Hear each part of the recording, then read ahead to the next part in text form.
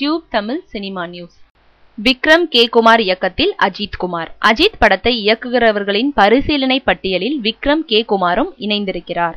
யாவரும் நலம் படத்தை இயக்கிய விக்ரம் கே. குமார் அடுத்து விக்ரம் நடிக்கும் படத்தை தொடங்கினார். கதை விஷயத்தில் விக்ரம் அளவுக்கு அதிகமாக அக்கறை எடுத்துக்கொண்டதால் அந்த படம் தொடங்கப்படாமலே கைவிடப்பட்டது. அதனால் தெலுங்குக்கு சென்ற விக்ரம் கே. குமார் இஷ்க் என்ற படத்தை இயக்கினார். படம் வெற்றி. தற்போது நாகேஸ்வர ராவ், நாகார்ஜுனா, நாக சைத்தன்யா என்று 3 தலைமுறையை மனம் என்ற படத்துக்காக இயக்கி வருகிறார்.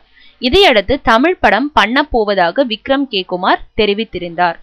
ஆரம்பம் படத்தை முடித்து வீரம் படப்பிடிப்பில் இருக்கும் அஜித் விக்ரம் கே. குமாரின் படங்களால் கவரப்பட்டிருப்பதாகவும், வீரம் படத்துக்கு பிறகு யாருடைய இயக்கத்தில் நடிப்பது என்ற பரிசீலனை பட்டியலில் விக்ரம் கே. குமாரின் பெயரையும் அஜித் சேர்த்திருப்பதாகவும் உள்வட்டார தகவல்கள் தெரிவிக்கின்றன.